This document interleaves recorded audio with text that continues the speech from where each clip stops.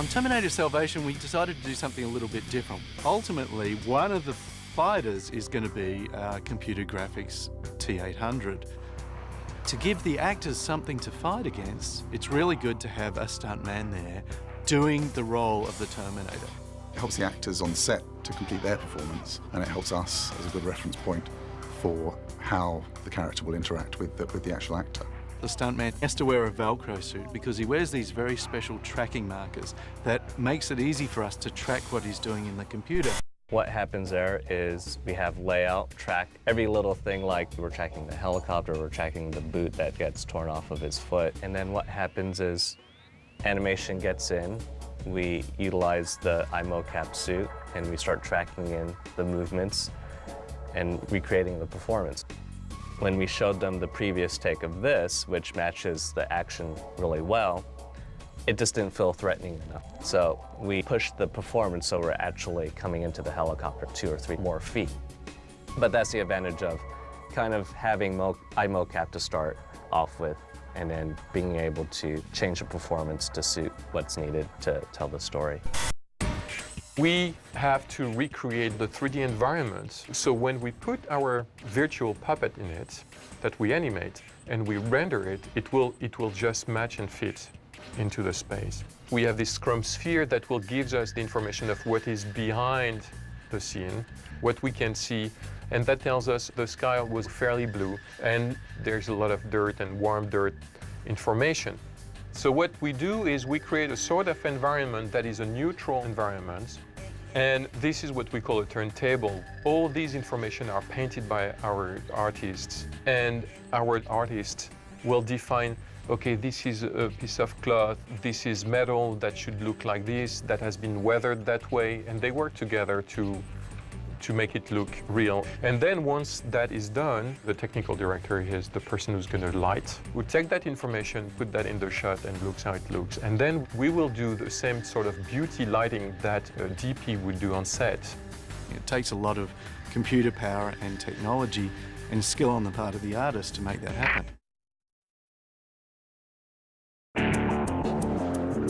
We worked very intimately with the Air Force at Kirtland Air Force Base there in New Mexico, and they were cool because they let us use the Pavehawk H-60 helicopter, which is featured in the film, C-130s, A-10s, and a great many of their machines, also the Osprey, which is a vertical takeoff and landing aircraft, which is a marvel of scientific achievement. So it was great to have all that hardware there and for real, and that's just one more contribution to the realism of the film. Most of our toys here are Air Force toys, so we went to Chuck Davis, who's the coordinator of all DoD, Department of Defense coordination in Los Angeles as a motion picture liaison, and he introduced us to the Air Force, and they have just opened the doors to us. As we read the script, we're breaking it down much like a unit production manager does. When does the production company want to film the movie? Where do they want to film it? What types of military equipment is necessary to support the storyline as assets? And then we put it all together. It's like putting a huge puzzle together. Our initial discussions with the production company revealed that they wanted and needed the A-10 aircraft in their movie.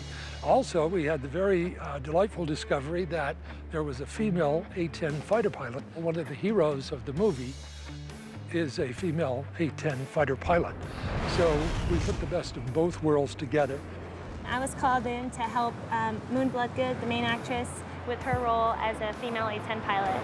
So obviously the gun is what we're all centered around. Right. She's been definitely showing her the ropes, and they got her into a flight suit, they got her down into a simulator, they took her through all of the different briefings. So I really watched her and talked a lot with her about what would I have? Would I have a G-suit on? Making it so that it's as believable as possible. Really, I'm just trying to coordinate with Moon to see what I could do to help her out and exactly what, she thought she would benefit from my knowledge. We love working with the movie guys, and my job is to basically run around and make sure that everybody's playing well together, that everybody's listening to one another, that the production guy says, I need this, and the maintenance guy says, I need this. My job is to come in and say, well, how can we do this a different way? And then everybody is happy. And cut, very, very nice. It's critical to us to make you feel like you're really fighting this war. And you can't do that in the absence of that hardware. If I'm just on a soundstage and telling the actors to imagine that a C-130 is there, that does not get me the same result as a C-130 being there, as a Pavehawk helicopter with its incredible downwash taking off and landing, getting everybody's head right.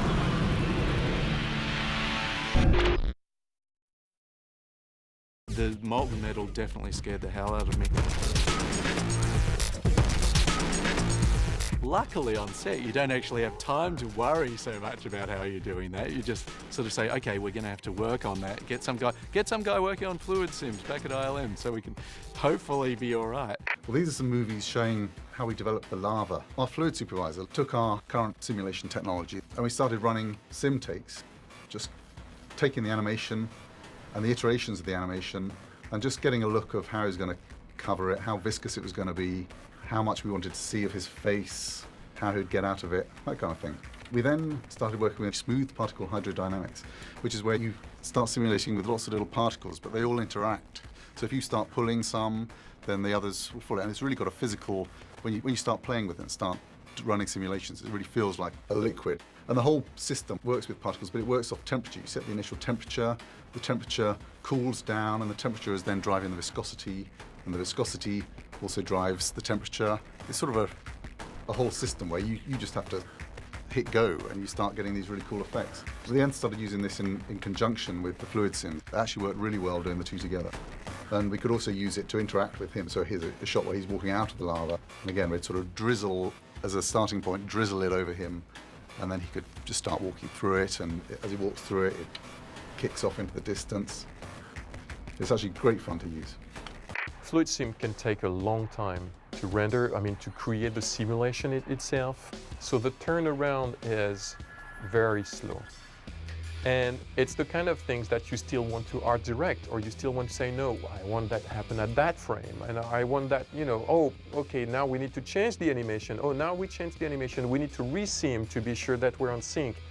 So we tag them and we say, okay, that one we know that we're going to have to start early just to be sure. So you don't want to keep that for the last minute thinking, oh, we forgot that shot.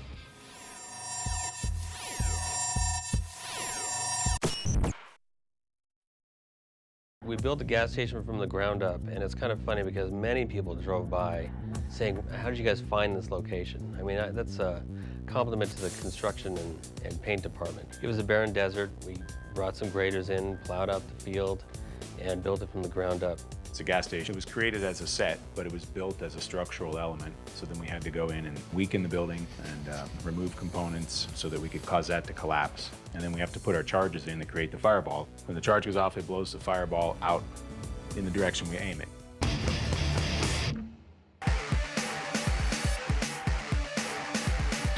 The philosophy in the film has been to do as much here practically as we can. So, where we might have done, say, the fire as miniature or some kind of digital fire in a different movie. Shut it down! We really have been trying to keep these full-scale effects that we can shoot with our, sort of traditional camera gear, and we will create a computer-generated harvester to sort of match into that photography. So we had to take a 28-foot tanker and recreate it with lightweight, thin materials that we could blow up safely. So we basically fabricated the thing, loaded it with explosives and gasoline. And what we're going to do is we're going to, when the tow truck gets to the street at a mark, we're going to push the button. The tanker is going to explode. 350 milliseconds later, the gas station, just the back half of it, is going to blow up with a big fireball. And then another 350 milliseconds later, the gas station is going to have the final fireball. So it's like a 3-stage explosion and several hundred gallons of gasoline and a very large fireball and a big debris radius. I think they have 6 cameras on it and 1 helicopter. The camera people, they all start their cameras on remote switches and get in a truck and drive away. There's cameras up close that are protected in crash housings. Physically, the cameras are fine. The heat's just a few seconds and then it's over with. This is the explosion point. This is where the truck will be when the tanker first goes up. In a 200-foot area, there's going to be plastic, wood, and sheet metal falling out of the air. How high is the fireball in that On the last one? Yeah. On the last one, the fireball is probably maybe 80 feet in the air and 80 feet in diameter. Okay. Then as Gary will say, 3, 2, 1, action, Jim. There'll be action on the truck, counter move on the left, The helicopter will be out here, we'll get that, and then bang. That was part of the joy of the picture, was to create that heat and that impact of the fire really being in your face. A lot of eyebrows were lost, but here we are.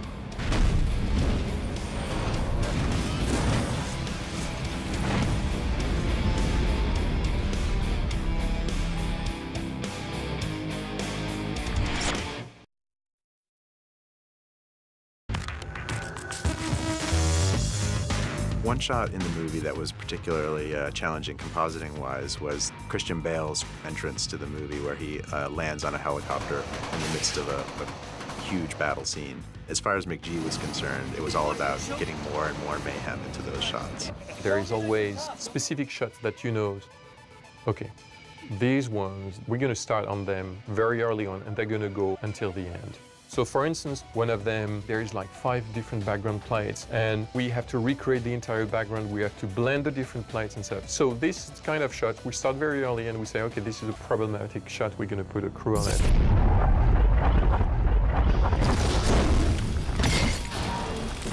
So what we're seeing here as the camera pans around the scene is several different plates which are basically stitched together. This dish is a miniature dish which we actually blew up at Kerner. You'll see in the foreground here there's a CG shockwave element right here that leads into a series of practical dust and dirt elements, and then in behind it drops in the Stan Winston puppet of the T-600. Then in the back of the shot, a CG plane is coming in, basically shooting at, strafing the ground where that Stan Winston puppet is. We have the plates of the soldiers landing in the helicopters.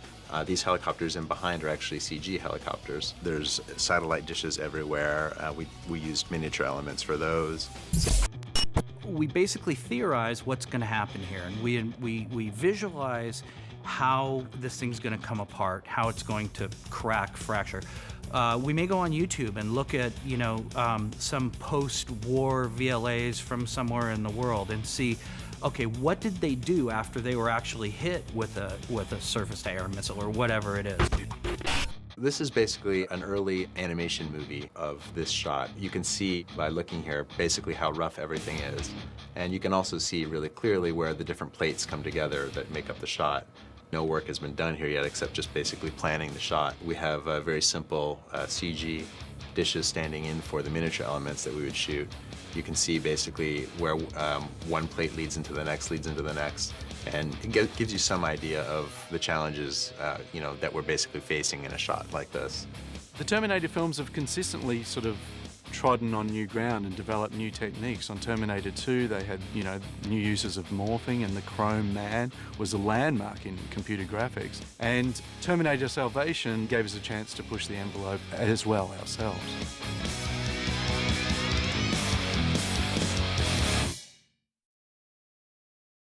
For the destruction of Skynet sequence, Kerner created a couple of different size miniatures for the different shots, 24th scale and 48th scale. To do the tower, we thought, well, this thing has to come completely apart. It has to look like it's completely blowing up.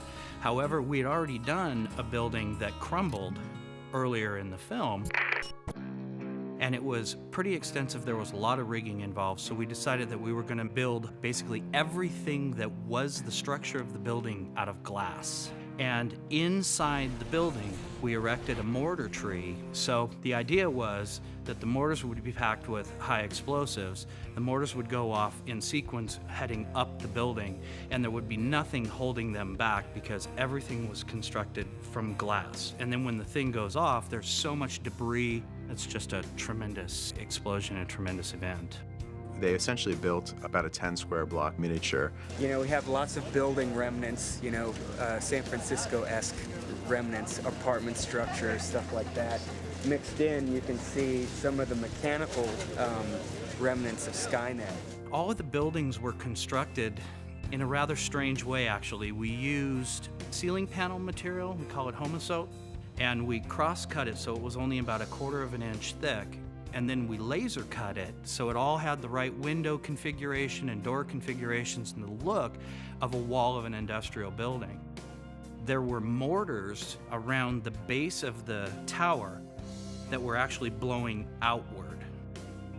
So the mortars were huge, and they were packed with gravel and a tremendous amount of pyrotechnics. So these basically cardboard buildings, once hit with these gigantic shotgun blasts, were just instantly leveled.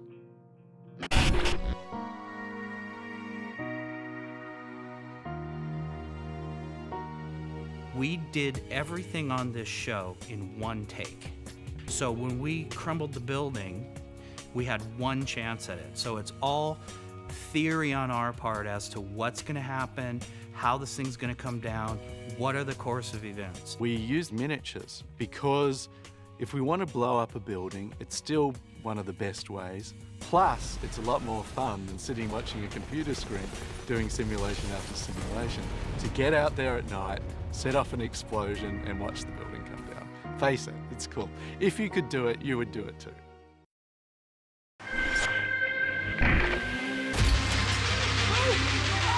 The hydrobots live in the water. Why are they called hydrobots? Because you and I fought them one day and they lived in the water and we said hydrobots. I guess the first description of them is they were just more kind of snaky, plated things, much more simplistic. And then the art department started sketching, and it ended up being far more interesting. This feels like a workable size. It's got to be able to poke through the bubble on the bottom, you know, where the foot pedals are. The guys.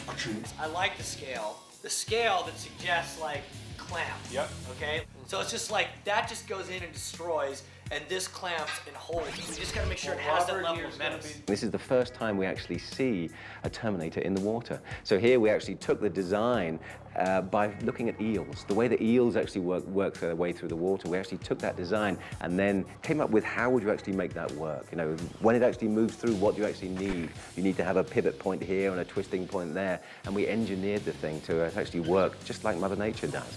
They turned out pretty wicked, pretty vicious with these clamping, pincher-like things on the front of it, and then also an auger kind of drill bit.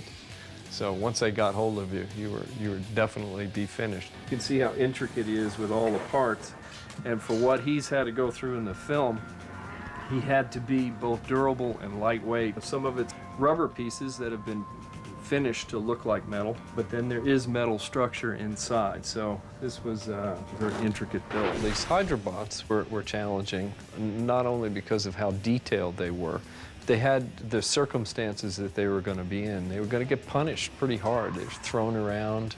They have to work in water, so that adds a whole new variable there.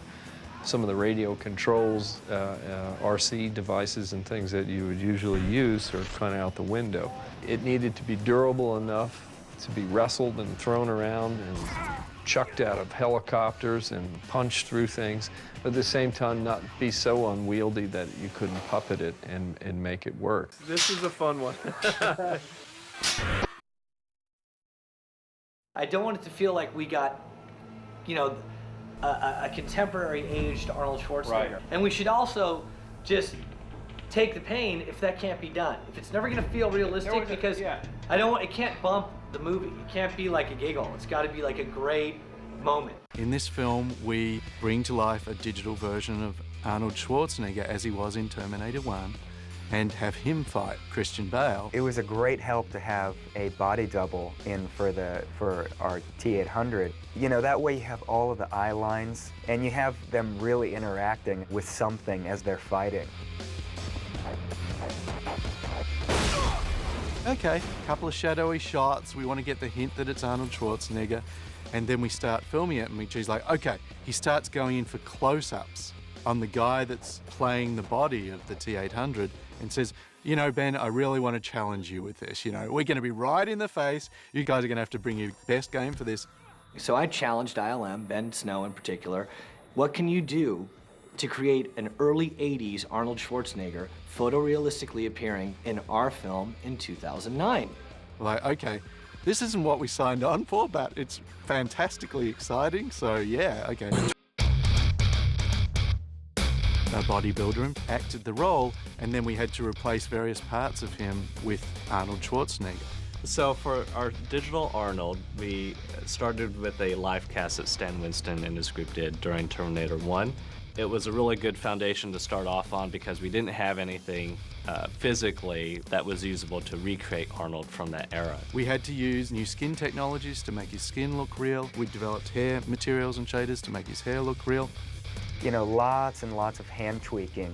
Every little angle, you notice something different. It's, you know, his upper lip is too big, it's too small, why is his eye so squinty?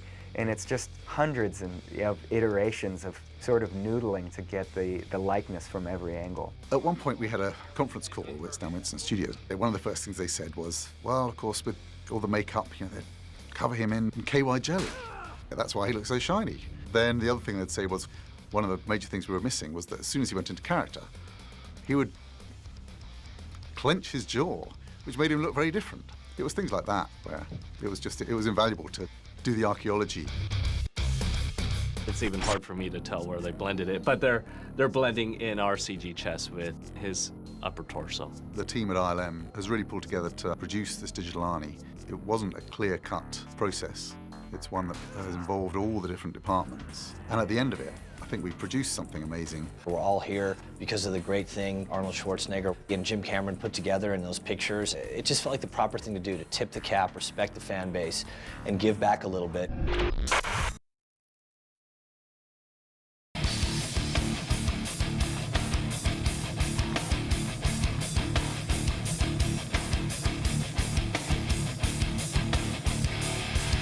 Here we are in the heart of it all. This is the Terminator factory. We've never seen this before in any of the Terminator movies. Here we actually get to come to their home, see where they're being built. Now these heads of the Terminators, because there is a stunt that's involved, not only do they have to look good, but they also have to be squashy as well, so that as the people come down, they don't hurt themselves.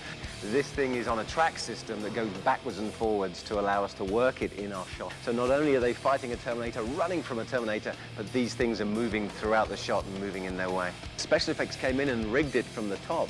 Obviously the whole thing is manufactured so it can actually move, but they're responsible for making it move within the shot. So they rigged it all with a series of cables and wires and pulled it, and also had a whole series of jets of plumes of smoke and nitrogen coming down there as well, just to make it come to life. On Terminator Salvation, we decided to do something a little bit different. We engaged the stunt team and said, okay guys, what is the most kick-ass fight you guys can come up with? But rather than like a normal fight, you're superhuman now. You can throw each other through walls and through pipes, and you're going to fall from a great height and be covered with molten metal and still keep coming. You've got these powers, but we want it to be a real fight. We want to feel the punches connect. You're working with somebody that's supposed to be a Terminator, so obviously it's not going to be as fluid as what people are going to see in an actual wrestling match, anything like that. So it has to be a little bit blocky and robotic, but we're trying to get the other guys to be a little bit more fluid. If you remember the previous Terminators, it was very grab, shake, slam into a wall. So we're keeping that kind of element for the actual Terminators, but a very street, very aware of your surroundings style of fighting for the human. This is my third film with Christian. I doubled Christian on both Batman Begins and The Dark Knight, and working with him on this, I know how he performs, how he moves, what works for him, what doesn't, so that I can put things quicker and, if need be, change things on the day. It's annoying really, because it took me 20 years to master some stuff, and then I'll show him twice and he'll just do it.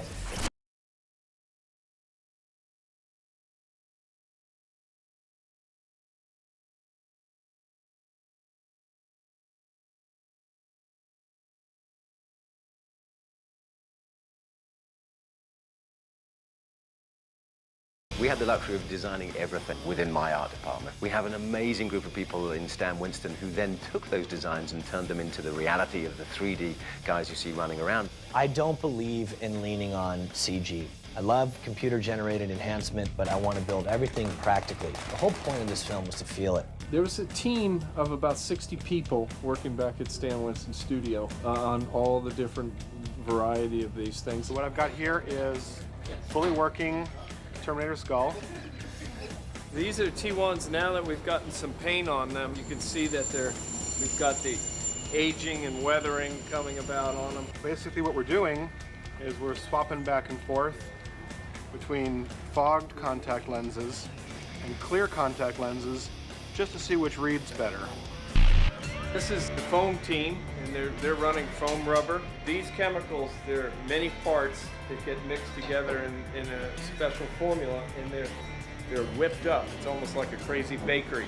McG has always been a fan of trying to get as much on screen that's real and live as possible. You know, it helps your actors get more involved, and it gives great on-set sensibility. You know, when this comes walking in the frame and it's 7'3", you can sure have quite a reaction to that. I think it's been fun for us because, you know, we get the opportunity to build all this cool stuff. We're doing a little test fitting right now with his underskull. That's the underbase, and then we're going to end up with the red LED lights in there, and then you get the skin on here. Chin in. Okay. So this is actually first test fitting here. Feels great. It's perfect. It's going to be a fun character, this one. Audiences are so sophisticated that I think whatever you can do to make their film-going experience more exciting and fool them, you know? Give them that magic trick that they're coming to see and make it really believable. I think that's what we've got to keep pushing to do.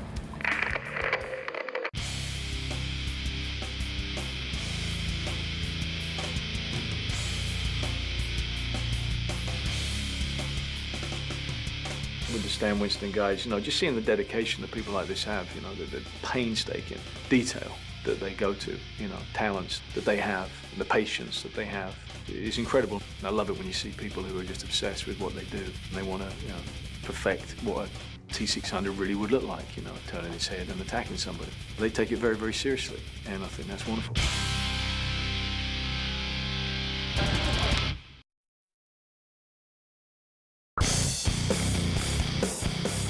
It's fun those days when you have practical effects and you go talk to the effects guys and you say, I want it bigger than Apocalypse Now. I want to feel the heat coming off, and I want to know that we made our mark, and that concussion is felt throughout the western United States.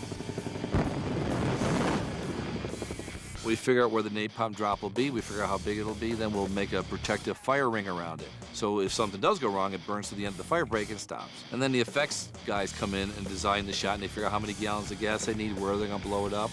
We consult with the fire department, show them what we have in mind, get the proper backups with water trucks, fire trucks, whatever you need, and then just set it off and film it. Mike Menardis and McG have a standard repartee. Mike says, how big do you want it? And McG says, bigger. Mike is the chairman of Big around here, and he has blown up a lot of stuff, and we've gone through an incredible amount of pyrotechnics. To make up the napalm run, we have 8-inch PVC pipe in 20-foot sections, and we have 22 of them. They hold 50 gallons of fuel each, and then we have trap mortars, which is a big, thick V-pan that's full of sawdust and diesel fuel and gasoline. We have those lean towards the direction that we want the napalm run. And then we have DSC sparks that go off to simulate the phosphorus. It's a 300-foot run of gasoline, 1,500 gallons of gasoline, 300-foot high flame. We started at one end and detonated the charges and the containers of gas, chasing up to the point where he is. We'll just stop like right here, because the orange tubing that's coming out of the ground is the non-electric tubing. On the end of that's the detonators. Shrapnel from the pipe flies 200 feet in every direction. The radiant heat from the fireball is dangerous under 300 feet. So we clear everybody, you know, well back. We got 2 helicopters in the air, and then all our cameras are off to that side over there. I do remember signing a bill for about 30,000 gallons of diesel fuel, which he blew up in one day. I was rather impressed with that. You know, go for it. Be bigger. This is big. McG really wanted real pyro events and explosions and action sort of at one-to-one scale, you know, in our sets, and not do them as computer generated or as miniatures. So, you know, all this stuff plays really big. I want that war reality, because you get it in the whites of the actor's eyes. So when you do things practically, I think it results in a lot more grit.